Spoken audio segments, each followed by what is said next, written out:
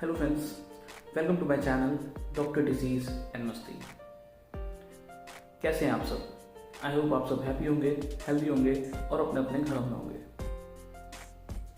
Friends, my self doctor Nitesh Kumar, MBBS, Maulana Azad medical college, Delhi. Friends, आज हम बात करेंगे कोरोना वायरस की नई दवा के बारे में। जी हाँ, आपने बिल्कुल सही सुना, कोविड-19 की नई दवा आई है। फ्रेंड्स, इस दवा का नाम है 2-deoxy डी ग्लूकोज या फिर 2DG। फ्रेंड्स, इसको बनाया गया है INMAS, institute of nuclear medicine and allied sciences, which is a lab of DRDO, defence research and development organisation. Friends, INMAS और DRDO ने इसको डॉक्टर रेड्डीज लेबोरेटरी हैदराबाद के साथ मिलकर बनाया है। 2DG एक ऐसी दवा है फ्रेंड्स जो पहले कैंसर के ट्रीटमेंट में इस्तेमाल किया जाता था। ये देखा गया है कि जो दवा है ये जो कोविड इन्फेक्टेड पेशेंट्स हैं उनको जल्दी ठीक करने के लिए बहुत कारगर साबित हो रही है। उनके ऑक्सीजन डिमांड को ये दवा बहुत जल्दी कम कर देती है और जो ये दवा लेते हैं उनकी RT-PCR रिपोर्ट्स भी बहुत जल्दी नेगेटिव आ रही है। अप्रैल 2020 में ही DRDO ने centre for cellular and molecular biology Hyderabad के साथ मिलकर इस दवा को मॉलिक्यूलर लेवल पे स्टडी करने की कोशिश की।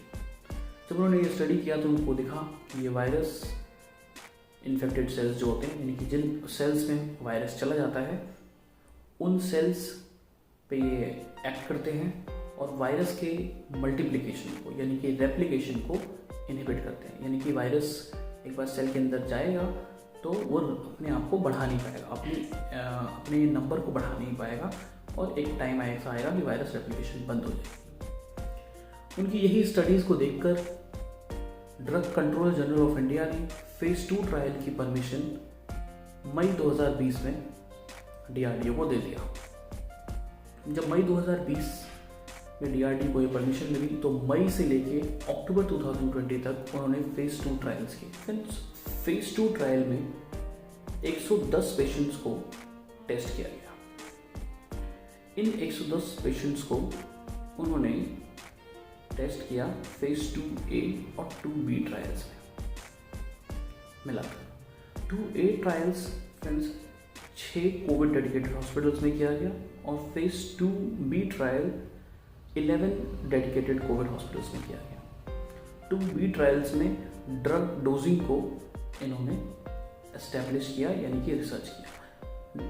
ड्रग डोजिंग का मतलब ये होता है फ्रेंड्स कि कितनी डोज हम पेशेंट्स पे देंगे कि वो उनको इफ़ेक्ट जो है जिन कोविड पेशेंट में कितनी डोज हम दें कि जिससे वो उनका ऑक्सीजन सैचुरेशन और उनकी ऑक्सीजन डिपेंडेंसी कम हो जाए, यानी कि डोज देखने के लिए उस दवा का। फ्रेंड्स, इस पूरे फेज 2 का रिजल्ट जब आया तो ये देखा गया कि जिन मरीजों को 2DG दिया जा रहा था, अपार्ट फ्रॉम द नॉर्मल जो हम कोरोना की केयर या ट्रीटमेंट देते हैं उसके ऊपर से 2DG को ऐड किया गया उनके ट्रीटमेंट में। तो ये देखा गया कि जिन मरीजों को 2DG दिया गया वो मरीजों को नॉर्मल उनके वाइटल साइंस आने के लिए यानी कि रेस्पिरेटरी रेट, सैचुरेशन लेवल, ये नॉर्मल आने का टाइम जो था वो 2 से ढाई दिन पहले था।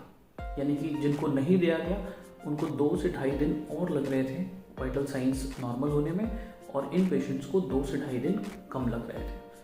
तो ये देखकर DGCI यानी कि drug controller general of India ने फेज 3 ट्रायल्स की परमिशन DRDO को दे दिया। जब फेज 3 ट्रायल शुरू हुआ वो हुआ नवंबर 2020 में। नवंबर 2020 में फेज 3 ट्रायल शुरू हुआ और वो ट्रायल करीबन 220 पेशेंट में DRDO ने किया। ये 220 पेशेंट जो थे करीबन 27 कोविड डेडिकेटेड हॉस्पिटल्स में ये ट्रायल हुआ और ये 27 hospital Delhi, Gujarat, waste Bengal, Andhra Pradesh, Karnataka, Telangana etcetera states में किया गया है। फ्रेंड्स, ये जो फेज 3 ट्रायल है ये नवंबर से मार्च 2021 तक चला और इसके नतीजे ये आए कि फ्रेंड्स, जिन लोगों को 2DG दिया जा रहा था स्टैंडर्ड केयर के साथ और जिन लोगों को 2DG नहीं दिया जा रहा था, तो जिनको दिया गया उनमें से 42% लोगों का डे 3 पे ऑक्सीजन रिक्वायरमेंट कम हो गया, यानी कि ऑक्सीजन उनकी जो रिक्वायरमेंट थी वो ख़त्म हो गई या कम हो गई। और जिन ग्रुप को 2DG नहीं दिया जा रहा था, सिर्फ स्टैंडर्ड केयर कोविड दिया जा रहा था, उनमें 31% में ऑक्सीजन रिक्वायरमेंट, यानी कि इधर जिनको 2DG दिया जा रहा था उनमें 42% लोग में ऑक्सीजन रिक्वायरमेंट कम हो गई और इधर जहाँ पे 2DG नहीं दिया जा रहा था वहाँ 31%, तो करीबन 10% का डिफरेंस है। तो ये एक बहुत सक्सेसफुल स्टडी साबित हुई फ्रेंड्स, और इसी को देखते हुए drug control general of India ने इमरजेंसी यूज के लिए 2DG को अप्रूवल दे दिया। 1 मई 2021 को ये इमरजेंसी यूज के लिए अप्रूवल इसके लिए आ गया। फ्रेंड्स, इस दवाई को DRDO ने 65 साल से ऊपर के मरीजों को भी इसमें इंक्लूड किया था, उनकी भी टेस्टिंग की गई और रिजल्ट्स जो थे बहुत ही सेम थे जो बाकी पेशेंट्स में थे। तो ये देखा जा रहा था कि ये दवाई जो है 2DG जो है ये पेशेंट्स के ऑक्सीजन रिक्वायरमेंट को कम करती है। उनके जो वाइटल साइंस होते हैं, यानी कि वाइटल उनकी जो तकलीफ है, जैसे कि आप देखिए वाइटल साइंस का मतलब मैं आपको समझाना चाहूँगा कि जैसे कि सांस लेने की गति, जो कोरोना इन्फेक्टेड पेशेंट होते हैं जब वो बीमारी उनकी बढ़ती है तो उनकी सांस लेने की रफ्तार तेज़ हो जाती है। सांस लेने की गति करीबन वो 30 से 35 पर मिनट या उससे भी ज़्यादा वो पर मिनट सांस लेते हैं, तो उसमें इम्प्रूवमेंट आता है। यानी कि देखा जाए तो ये जो पैथोलॉजी है, जो बीमारी है अंदर, उसको कम कर रहा है। फ्रेंड्स, जब वायरल रेप्लिकेटिव फेज पे इसका बहुत बड़ा असर है। जो लोग, ये देखा गया है इस स्टडी में कि जिन लोगों ने 2DG को लिया वो बहुत जल्दी उनकी RT-PCR रिपोर्ट्स नेगेटिव भी आ रही है, तो इसका मतलब ये वायरल रेप्लिकेशन को ये ड्रग रोक रहा है। फ्रेंड, मैकेनिज्म क्या है इसका? तो फ्रेंड्स, आपको ये समझना होगा कि ये एक पाउडर फॉर्म में ड्रग आती है, एक सैशे, जैसे ORS का पैकेट होता है उसी तरह से एक सैशे में पाउडर फॉर्म में ड्रग आएगी, जिसको वाटर में यानी कि पानी में घोल के हमें पीना होगा। जो वायरस इन्फेक्टेड सेल्स होते हैं फ्रेंड्स, उनमें मेटाबॉलिज्म बहुत ज़्यादा होता है। मेटाबॉलिज्म ज़्यादा इसलिए होता है क्योंकि जो वायरस होता है जब वो आता है वो हमारी मशीनरी यानी कि हमारे DNA को यूज़ करने लग जाता है, और जब वो हमारे DNA को यूज़ करता है फ्रेंड्स, तो वो हमारे सेल को डायरेक्ट करता है ज़्यादा से ज़्यादा वायरस पार्टिकल्स बनाने के लिए, जिसकी वजह से ज़्यादा मेटाबॉलिज्म होता है। तो ये 2DG उन सेल्स में चला जाता है और उनके एक्टिव मेटाबॉलिज्म जो सेल्स कर रहे हैं उन सेल्स को ही जाता है और उन्हीं सेल्स में एंटर करता है और उन सेल्स में जाके उनके मेटाबॉलिज्म को कम कर देता है। तो इसकी वजह से वो सेल्स में इतनी पावर नहीं बचती, कि इतनी पावर नहीं होती, उनका मेटाबॉलिज्म कम हो जाता है, उनकी एनर्जी कम हो जाती है, जिसकी वजह से वो वायरस पार्टिकल्स को रेप्लिकेट नहीं करने देते और इस तरह से वायरस रेप्लिकेशन ख़त्म हो जाता है।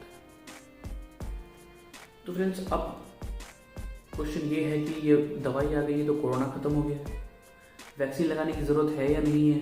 अब ये दवाई ले लेंगे तो क्या वैक्सीन लगाएंगे?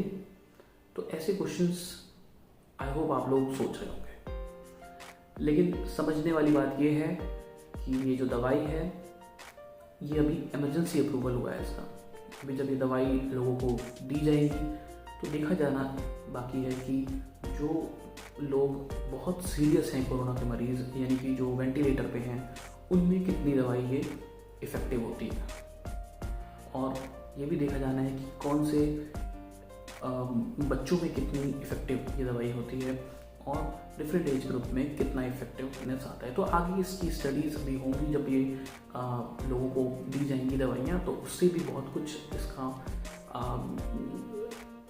इन्फ्लुएंस निकाला जाएगा कि ये दवाई कितनी अच्छी है, कितनी सुटेबल है और इसके कोई साइड इफ़ेक्ट्स तो नहीं है। ये सारी चीज़ें एक ब्रॉडर एस्पेक्ट में, यानी कि पोस्ट कोविड टाइम में इसका कोई कॉम्प्लिकेशन तो नहीं है। ये सारी चीज़ें अभी जब ये दवाई लोगों को मिलनी शुरू होगी, ज़्यादातर लोगों को मिलेगी, तो इसको स्टडी और किया जाएगा। पर फ्रेंड्स, इसका मतलब ये नहीं है कि आप वैक्सीन ना लगवाएं। वैक्सीन एकमात्र हथियार है इस समय कोरोना के खिलाफ। आपको जो सी भी वैक्सीन मिलती है, जो भी अवेलेबल आपके एरिया में वैक्सीन है, अर्लीस्ट पॉसिबल में जो भी वैक्सीन लग रही है आप वैक्सीन लगवाइए। वैक्सीन से कोई साइड इफ़ेक्ट नहीं है। साइड इफ़ेक्ट तो वैसे हर एक ड्रग का कोई ना कोई साइड इफ़ेक्ट होता है, तो इसका मतलब क्या आप कोई बुखार हो तो आप दवाई नहीं लेंगे? ऑब्वियसली लेंगे। तो इसी तरह से वैक्सीन भी माइल्ड साइड इफ़ेक्ट्स हैं, लेकिन वो ऐसे कोई ख़तरनाक साइड इफ़ेक्ट नहीं है। तो वैक्सीन लेना बहुत ज़रूरी है। और हाँ, कोविड एप्रोप्रिएट बिहेवियर, यानी कि मास्क लगाइए, हैंड सैनिटाइज करते रहिए, हैंड वॉशिंग कीजिए और सोशल डिस्टेंसिंग को अपनाइए। तो कोविड एप्रोप्रिएट बिहेवियर को अपनी फैमिली को और अपने आप को, दोनों को ही इसकी आदत डलवाइए। सोशल डिस्टेंसिंग रखिए, ज़रूरत ना हो तो घर से बाहर मत निकलिए। गवर्नमेंट की सारी गाइडलाइंस को फॉलो कीजिए फ्रेंड्स। ये वक्त बहुत मुश्किल है हम सबके लिए, लेकिन हाँ, जब मुश्किल वक्त है तो ये भी निकल जाएगा और